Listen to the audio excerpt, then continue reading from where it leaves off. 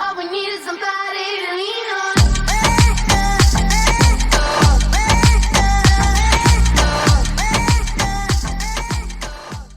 Make, make, make, make, make, make, make, make, make, make, make, make, make, make. Bom dia.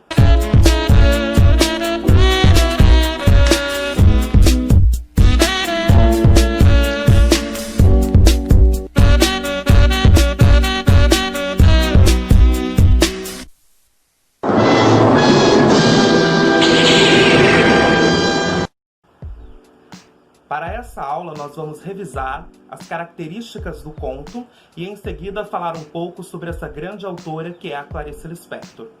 O conto é uma estrutura breve, né, uma narrativa, que traz algumas características que lhe são peculiares. O conto é de menor extensão do que a novela, por exemplo, que tem em torno de 100 páginas ou mais, ou do que o romance, né, que é uma obra muito mais extensa. E, nesse sentido, tudo do conto precisa ser breve. A caracterização das personagens, do tempo e do espaço precisam estar atentas a essa questão de que o conto tem uma extensão curta. E por isso mesmo o enredo, a ligação entre as personagens, o desfecho e tudo mais precisa estar atento a essa extensão, né? Precisa ser também curto, precisa ser conciso. Os maiores escritores de conto que nós temos na literatura são Machado de Assis, Carlos Drummond de Andrade, Clarice Lispector, Lígia Fagundes Telles, Luiz Fernando Veríssimo e Dalton Trevisan. Ainda, né, sobre o conto, nós podemos citar o autor de literatura portuguesa, o Eça de Queiroz.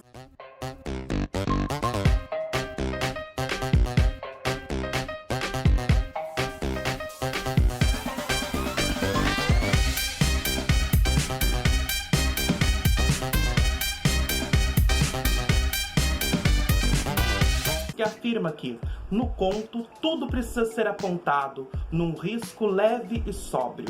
Das figuras deve-se apenas a linha flagrante e definidora, que revela e fixa uma personalidade. Dos sentimentos apenas o que caiba num olhar, ou nessas palavras que escapa dos lábios e traz todo o ser da paisagem, somente os longes numa cor unida. Agora, vamos tratar mais da estrutura do conto. A estrutura do conto. O conto precisa ter, né, dividido tradicionalmente, pelo menos, em 3 partes, na introdução, desenvolvimento e conclusão. Embora, né, muitos autores modernos façam a ruptura desse padrão, né, de um conto precisar começar pela introdução, né, muitos contos começam com o desfecho, começam com o final, com o final da história e vão, né, prender a atenção de uma outra forma, né? Então nós temos ali, esses são os 3 pontos bases de qualquer narrativa, mas não significa que todos os contos vão utilizá-lo, porque a literatura, ela por si só é subversiva, né? Ela não trabalha bem com os padrões. Os padrões estão estabelecidos, mas a literatura vem para romper com esses padrões. E nesse sentido é que a literatura é subversiva, né? Nós falamos então, vamos tratar também de alguns elementos que aparecem no conto. O espaço, né? O local onde se passa a narrativa, o tempo, que pode ser cronológico ou psicológico, acho que vocês devem se lembrar disso, né? Nós tratamos disso. Sorry, I ain't got no money. I'm not trying to be funny, but I left it all at home today. You can call me what you wanna. I ain't giving you $1 this time. I ain't gonna run away.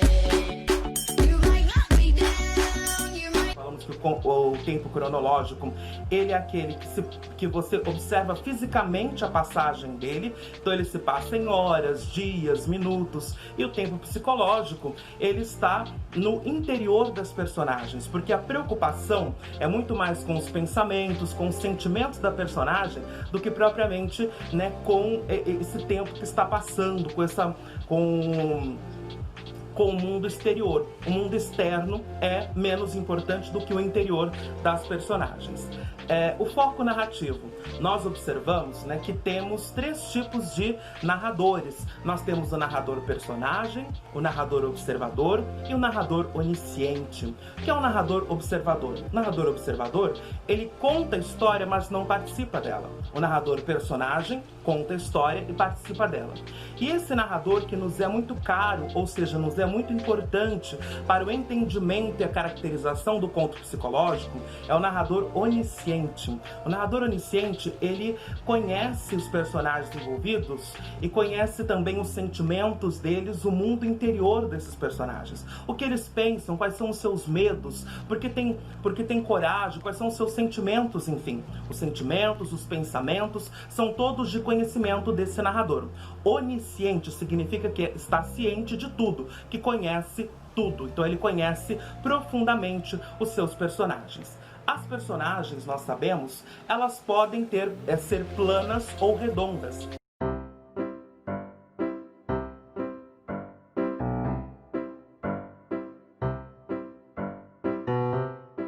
Personagens planas são aquelas personagens que estabelecem uma visão um pouco maniqueísta. O que é o maniqueísmo? Maniqueísmo é uma palavra que diz respeito à característica de que alguns personagens podem ser totalmente bons ou totalmente ruins. Na vida é assim? Será que nós somos totalmente bons ou totalmente ruins? Ou nós, né, dependendo das situações que nos aparecem, agimos de acordo com essas situações e mostramos determinados traços de maldade, de bondade, de generosidade, a depender das situações. E é nesse sentido, né, que nós tínhamos lá no passado, no século XIX, na primeira metade do século XIX, o romantismo. E o romantismo era um movimento de autores, escritores, que eram maniqueístas. Então tinha personagens que eram os vilões, que eram muito maus, e os personagens que eram bonzinhos, mocinhos, caracterizados dessa forma. E o realismo rompe com essa visão, né? Já lá no final do século XIX, o realismo vem romper com essa visão, porque ele traz a perspectiva de que as pessoas não são totalmente boas nem totalmente ruins, mas que elas agem de acordo com a situação.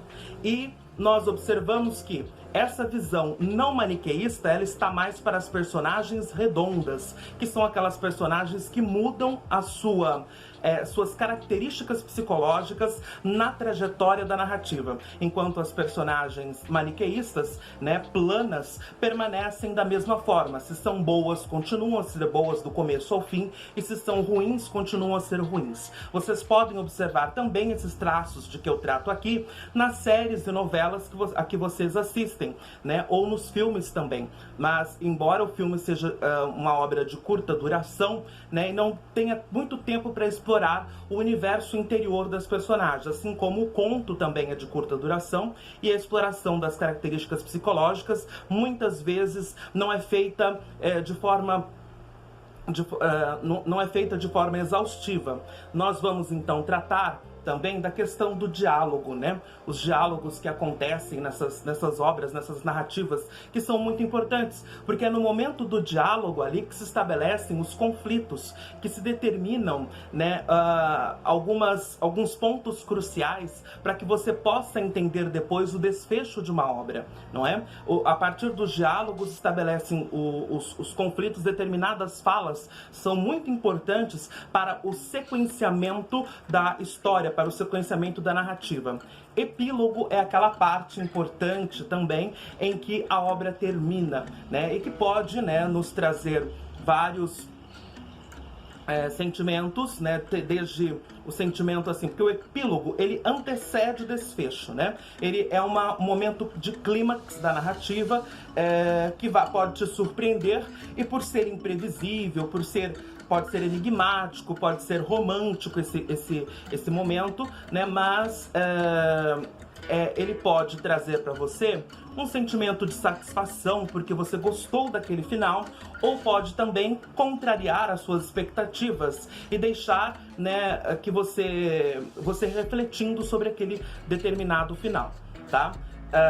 Nós temos vários tipos de contos, não vamos nos ater a eles, né? Contos realistas, populares, fantásticos, contos de terror, contos de humor, infantis, psicológicos, contos de fadas, narrativas curtas, são todas caracterizadas como contos. E ainda temos um tipo de conto que é o conto minimalista.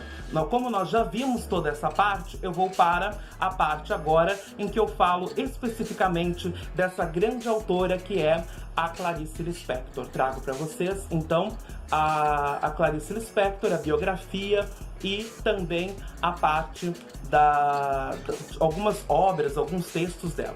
Então, Clarice Lispector foi uma grande escritora de maior destaque que nós temos da geração de 45, né? Não, vamos dizer assim, uma escritora de grande destaque na geração de 45, porque nós ainda temos na geração de 45 o escritor do Sagarana, né? Então não podemos dizer que ela foi a de maior destaque, mas com certeza ela tem as características que vão trazer para sua obra uma singularidade. Não há outro escritor brasileiro, outra escritora brasileira que tenha as características da Clarice Lispector, a não ser que seja pela questão da mímese, né, da imitação de um texto da Clarice. E nesse caso, né, acontece, é claro, toda obra, todo grande escritor também é mimetizado, ele é imitado por outros escritores, mas na geração de 45, com certeza,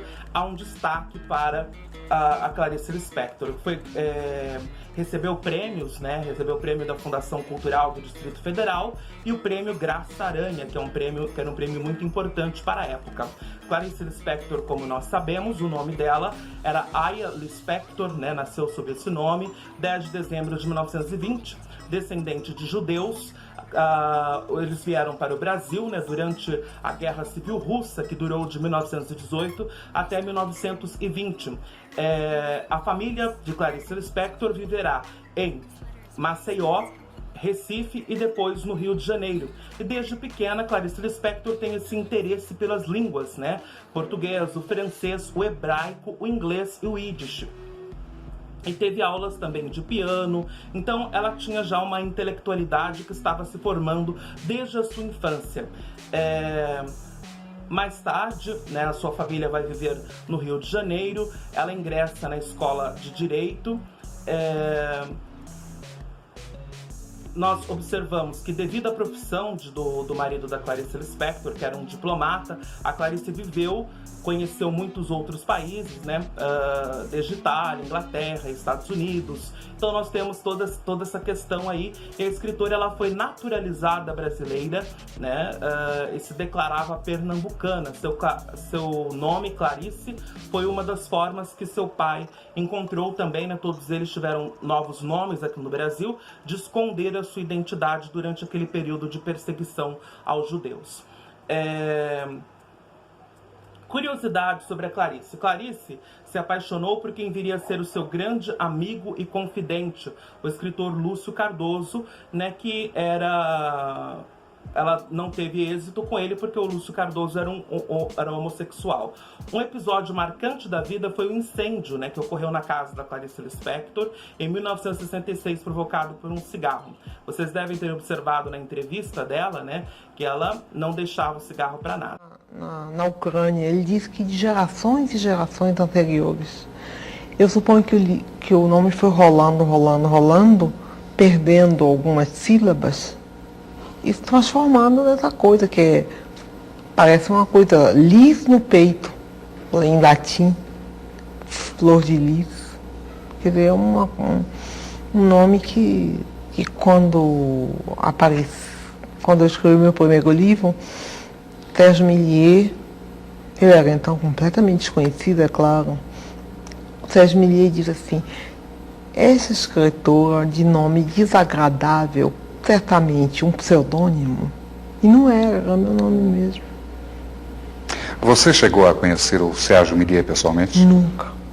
Porque eu publiquei meu livro e fui embora do Brasil para viajar, porque eu me casei com um diplomata brasileiro. De modo que eu não conheci a As pessoas que escreveram sobre mim eu não conheci.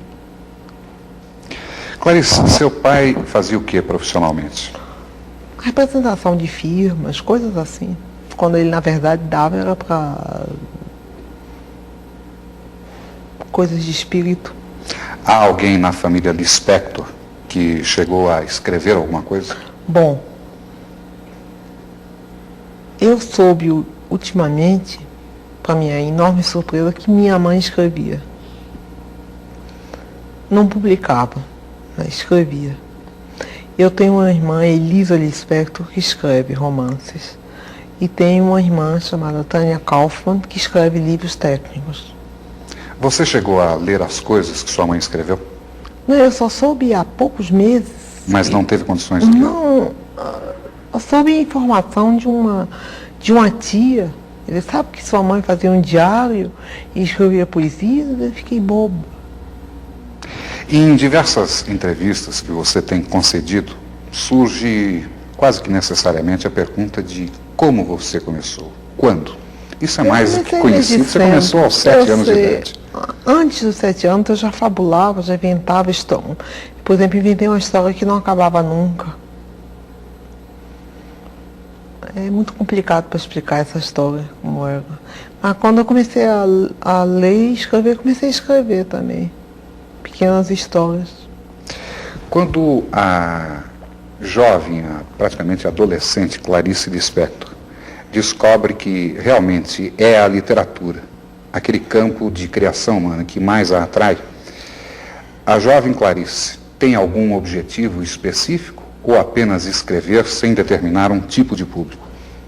Apenas escrever. Você poderia nos dar uma ideia do que era a produção da adolescente Clarice Lispector? Caótica, intensa, inteiramente fora da realidade da vida. Desse período, você se lembra do nome de alguma produção? Bom, eu escrevi várias coisas antes de publicar meu primeiro livro. Eu já escrevia para revistas, contos, jornais. Eu ia com uma timidez enorme, mas uma timidez de ousada. Eu sou tímida e ousada ao mesmo tempo. Eu chegava lá na revista e dizia: eu tenho um conto, o senhor quer publicar? Aí eu me lembro que uma vez foi o Raimundo. Fuma não, pô. Cigarro da Curse. Né? Então, principais obras da Clarice Lispector, vamos tratar aí dessa personalidade tão intensa que é aí da singularidade dessa escritora. Eu escrevo sem esperança de que o que eu escrevo altere qualquer coisa. Não altera nada, porque no fundo a gente não está querendo alterar as coisas. A gente está querendo desabrochar de um modo ou de outro. Então é uma escrita que está constantemente desabrochando. Dentre as obras, eu destaco Perto do Coração Selvagem, de 1942, uma obra belíssima. A Paixão Segundo GH, de 1964, também outra obra muito interessante que vocês podem ler, e Felicidade Clandestina, de onde eu tirei o conto, né, que nós vamos trabalhar, né, vocês vão ler, né, que vão trazer as suas impressões desse conto também, tá? Clarice Lispector, além disso, também escreveu poemas, né? Embora a poesia ela não utilize a forma em verso, a Clarice se destacou com seus poemas que são repletos de um lirismo. Tem um poema dela que chama Mas há vida. Mas há a vida que é para ser intensamente vivida. Há o amor que tem que ser vivido até a última gota, sem nenhum medo, não mata. Estrela Perigosa, também da Clarice.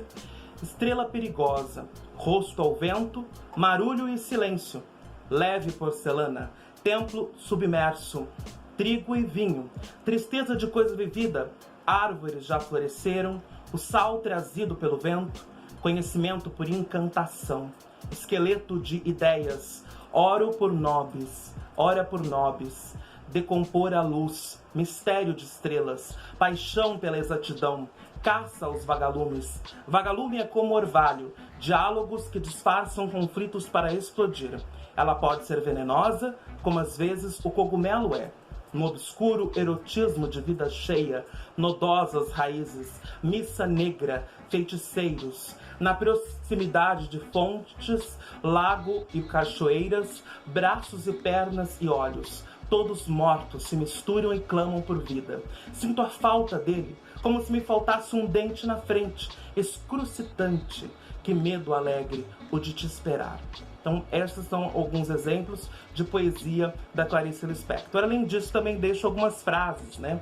Liberdade é pouco, o que eu desejo ainda não tem nome. Minhas desequilibradas palavras são o luxo do meu silêncio.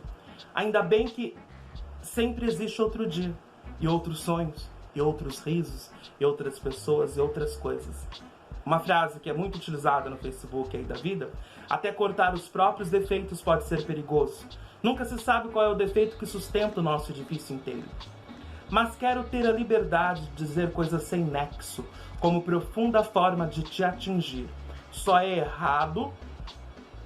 o errado me atrai, e amo o pecado, a flor do pecado.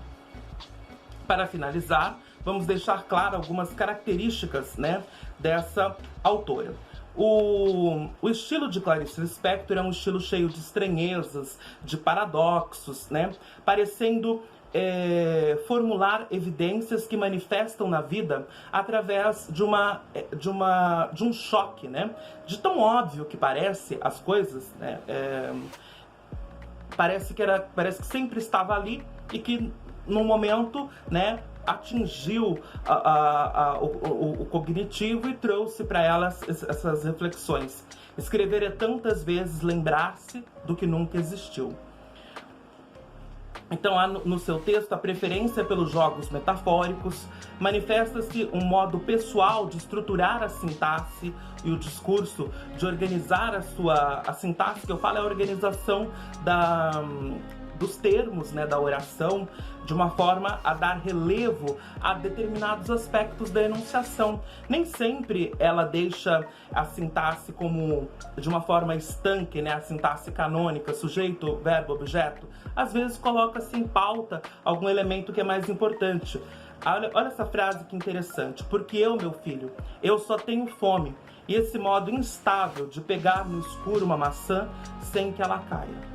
Porque eu, meu filho, então coloca em evidência essa questão da subjetividade, né? Então, o subjetivo sendo muito mais importante do que o que vem depois. Outra característica, como eu já disse a vocês, é a epifania. A epifania é um termo que vem do grego, que significa aparição, manifestação. Tá? A epifania, portanto, ela é perceptível aos sentidos, sobretudo aos olhos e aos ouvidos. Em Clarice Lispector, os momentos epifânicos, né, não são necessariamente transfigurações do banal em beleza, mas também percepções críticas, decepcionantes, seguidas de angústia, de náusea ou de tédio, né?